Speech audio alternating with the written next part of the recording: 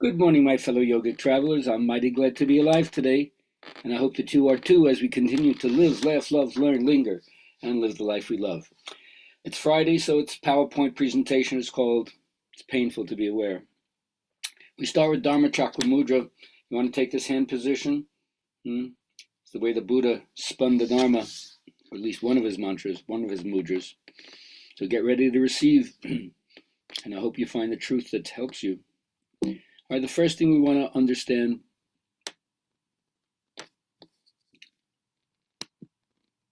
is, are we recording this? Resume. All right, so here we go again. So what are you going to take from the Dharma? The first thing that you learn is they asked the Buddha, what have you gained from meditation? Nothing. However, let me tell you what I've lost.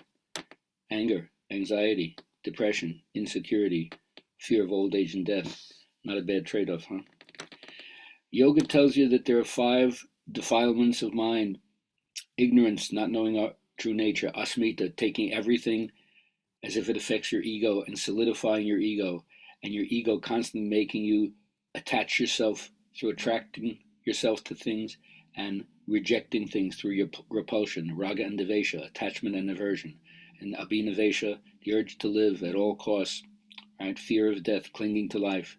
And it's destroyed by Kriya Yoga, which is tapas, swadhyaya, and ishvara pranidhan, which means intense practice, studiousness on an ongoing basis, and surrender to your form of Ishta Devata, the deity that operates in your heart.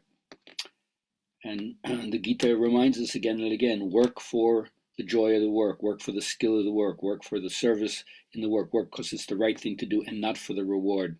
Our right is to the work and not to the fruit, they say. And when you meditate, it clears your mind and you understand, even if you don't make everything perfect in your life, as Krishna says, anyone who treads the road of right desire never treads the road of loss. So make your mind calm, tame, like a candle flame in a windless place, steady, and let the power collect around your stillness. Now, one of the old stories they say is like, it's our own clinging, our own attachment, our own holding on that keeps us caught. Like the monkeys, they put a piece of fruit in this big gourd. It's just enough for the monkey's hand to get in when it's open, but as soon as it squeezes the fruit, it can't pull it out. The hole is too small.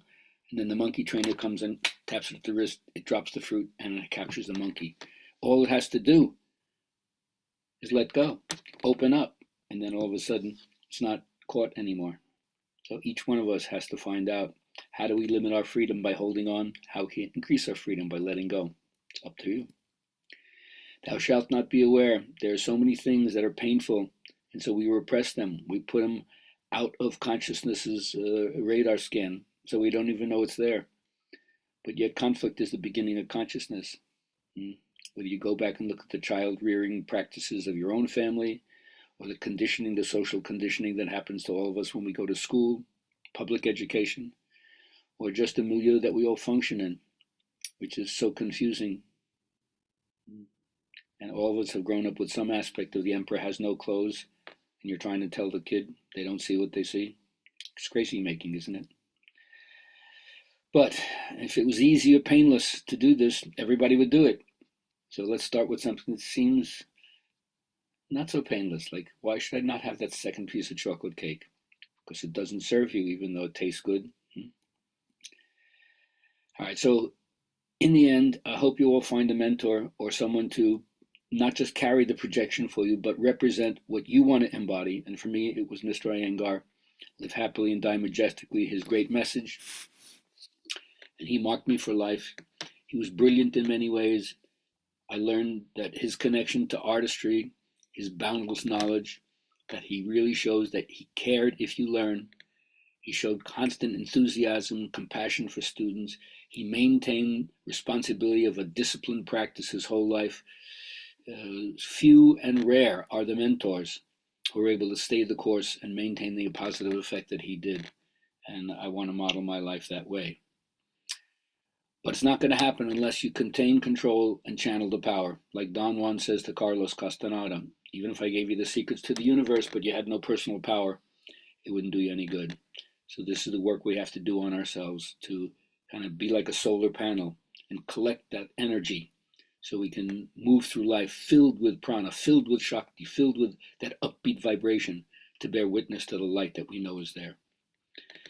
Now, I always talk about the inner child, I always talk about the elder, but don't forget, I'm also really in love with the inner teen. For all of us to go back to that special time in our life, which could have been very tumultuous, painful to be aware of this, I understand, when we had our first love, when friendship meant so much, when our humor with our friends was so goofy, when the ideas were just gestating in our growing brain, and the rebellion to like, hell no, I won't go, along with things that we know are totally bogus. So the rebel had to be kept alive unless it was beaten down, then you had to do it in secret. But we're all stepping through doors at the time. Each door is a portal to another new life experience as we face the body changes, our vocal changes, our secondary sex characteristics, and the growth that comes from peer pressure and dealing with things that we never had to face before when we were younger. Smoking, drinking, drugs, sex, driving, so forth. Taking responsibility for ourselves while we're still living in our parents' house and economically being controlled about them. Tough row. But of course, hopefully rock and roll helped you through. Nonetheless, the religious denomination that I like to think of myself as part of is being a Presbyterian, an Elvis Presbyterian. And the first thing you learned in the acronyms of the Presley Presbyterian scripture is DBC, don't be cruel to anybody. And ASU, realize how all shook up everyone is about the nature of things in life. If they don't deal with it, they'll end up HBH in Heartbreak Hotel. But the only way that you can cure that is with LMT, Love Me Tender. So go out there and do that. Don't be cruel. Recognize we're all shook up. Everybody's walking around in Heartbreak Hotel, so love everybody tender. And then in the end, you got to remember, when you're in your Buddha nature, you don't get out of doing chores. Never mind about the inner peace and happiness. There's a sink full of washing up waiting in the kitchen. Yeah. So, or as we used to say in the hippie days, my mother hates me when I talk about the Buddha, but she loves me when I am the Buddha. So find your Buddha nature and have a great day.